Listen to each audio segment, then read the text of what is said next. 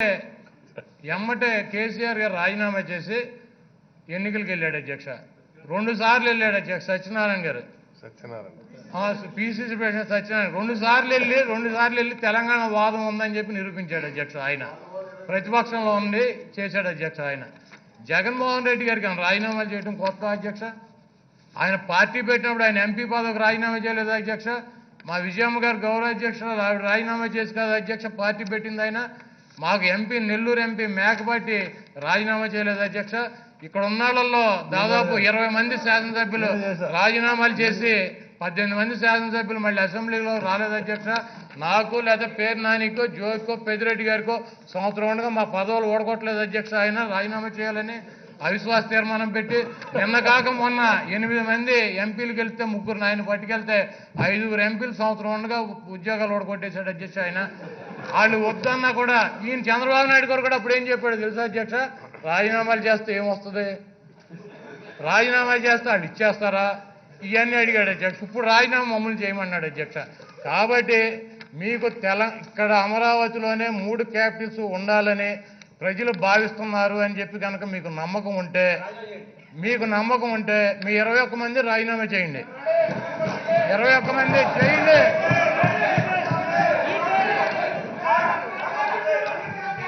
అధ్యక్ష విన్నారా, నేను చేస్తే అప్పుడు వాళ్ళు చేస్తారంట. నేను చేస్తే బాబు కూర్చో, ముఖ్యమంత్రి గారు కూర్చోండి. అధ్యక్ష అసలు కాదు అధ్యక్ష, మరి వాళ్ళ అమాయకులో లేకపోతే ఏందో నాకు అర్థం కాదు అధ్యక్ష. ఈ చంద్రబాబు నాయుడు గారి పిచ్చి వాళ్ళందరికీ ఎక్కించాడేమో తెలియదు అధ్యక్ష. అధ్యక్ష మేము 151 మంది రాజీనామా చేసినాక వాళ్ళు మిగులుతారు అధ్యక్ష మొత్తం. దీనికి సవాల్ ఏంటి అధ్యక్ష, మేము చేస్తాం మీరు చేస్తారని మేము చేస్తాం. కాబట్టి అధ్యక్ష మీకు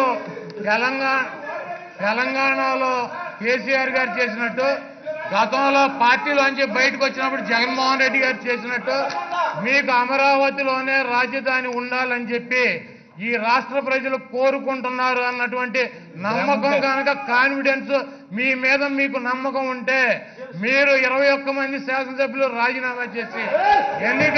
అలాగే అధ్యక్ష ఆఖరికి ఒకటి చెప్పాలి అధ్యక్ష. ఆఖరికి ఒకటి చెప్పాలి అధ్యక్ష, ఇది చాలా ఇంపార్టెంట్ అధ్యక్ష. ఈరోజు అధ్యక్ష ఇది చాలా ఇంపార్టెంట్, ఇప్పుడు చెప్పేది మిగిలిన ఇంపార్టెంట్గా ఇది చాలా ఇంపార్టెంట్ అధ్యక్ష. సోషల్ మీడియాలో అధ్యక్ష, మా డబ్బా ఛానల్స్లో అధ్యక్ష డైరెక్ట్గా మహిళల్ని కొంతమంది తాగుబోతాలని పోగేసి మైకు పెట్టి చనిపోయినటువంటి రాజశేఖర రెడ్డి గారిని, జగన్మోహన్ రెడ్డి గారి కుటుంబ సభ్యుల్ని, జగన్మోహన్ రెడ్డి గారిని బూతులు తిట్టిస్తున్నారు అధ్యక్ష.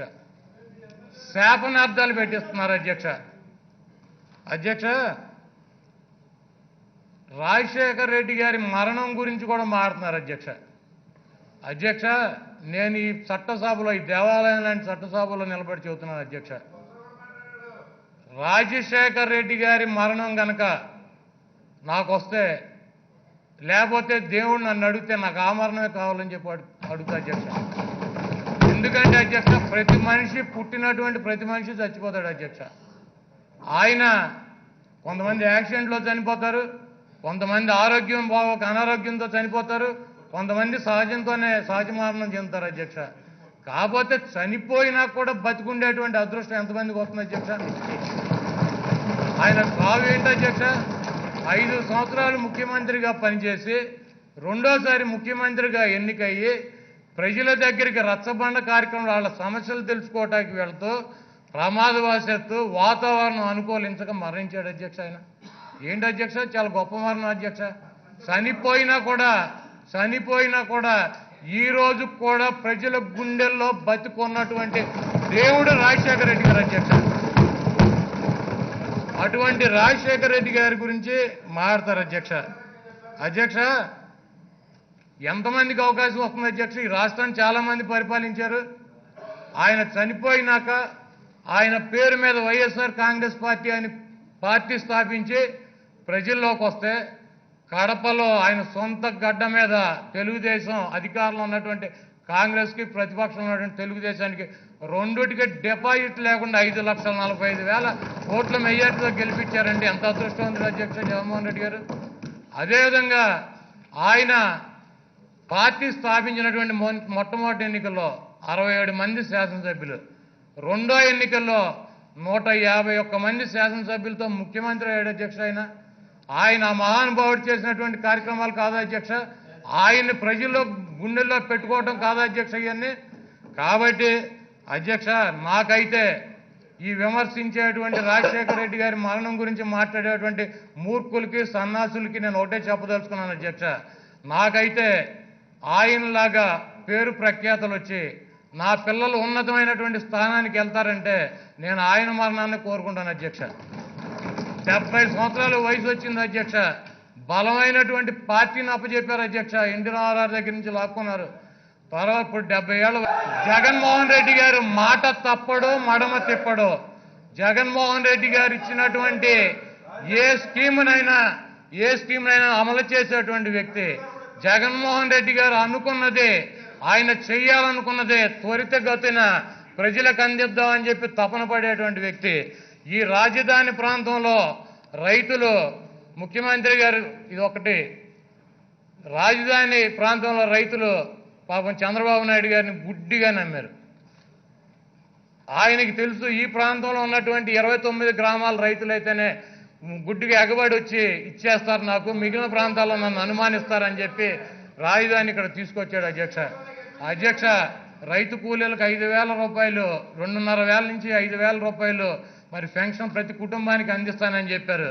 అదేవిధంగా ఎస్ఐండ్ ల్యాండ్లు ఉన్న వాళ్ళకి గతంలో ఎస్ఐండ్ ల్యాండ్లు అంటే దళితుల పొలాలు అధ్యక్ష, వాళ్ళకి తక్కువ, మిగిలిన వాళ్ళకి ఎక్కువ కాకుండా మిగిలిన పట్టా ల్యాండ్స్తో పాటు వాళ్ళకు కూడా సమానంగా ప్యాకేజ్ ఇస్తానని చెప్పారు. దయచేసి ఈ ప్రాంతంలో ఉన్నటువంటి అక్క చెల్లెళ్ళకో, అన్నదమ్ములకో, రైతాంగానికో నేను ఒకటే కోరుతున్నాను అధ్యక్ష, మీకేమన్నా అనుమానాలు ఉంటే ప్రభుత్వంతో చర్చించడానికి మీరు ముందుకు రండి.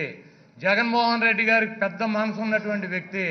మీకు అన్యాయం జరగకుండా మీకు ఇచ్చినటువంటి పొలాలకు రేట్లు నిలబడేటట్టు ఆయన తప్పకుండా చర్యలు తీసుకుంటాడని చెప్పి ఈ సభావేదిక, ఈ శాసనసభ నుంచి వాళ్ళందరినీ కోరుతూ, ఈ నక్కజిత్తులు నాటకాలు, రాజకీయ లబ్ధి కోసం పాటుపడేటువంటి, ప్రాకులాడేటువంటి దొంగల్ని నమ్మొద్దని చెప్పి, వాళ్ళ ట్రాప్లో మీరు పడొద్దని చెప్పి, 3 ప్రాంతాలు అన్నదమ్ముల్లా కలిసి ఉంటాకి, సమగ్రంగా అభివృద్ధి చెందడానికి మనందరం ఒకటిగా ఉండాలని చెప్పి మనస్ఫూర్తిగా ఈ రాష్ట్ర ప్రజలను కోరుకుంటూ, మరి ఇంత గొప్ప నిర్ణయం, ఇంత పెద్ద నిర్ణయం తీసుకుని మరి రాయలసీమ, ఉత్తరాంధ్ర, ఆంధ్ర ప్రజానికాన్ని దృష్టిలో పెట్టుకుని ఆయన మా అందరినీ కూడా దీంట్లో ఇన్వాల్వ్ చేసినందుకు మేము జగన్మోహన్ రెడ్డి గారికి ధన్యవాదాలు తెలుపుతూ, మా జిల్లా కృష్ణా జిల్లాలో మేము అడిగినటువంటి ప్రాజెక్టులు, అదేవిధంగా మా గుడివాడ నియోజకవర్గానికి కొద్దిగా ఎక్కువ నిధులు కూడా ఇమ్మని చెప్పి కోరుతూ సెలవు తీసుకుంటాం.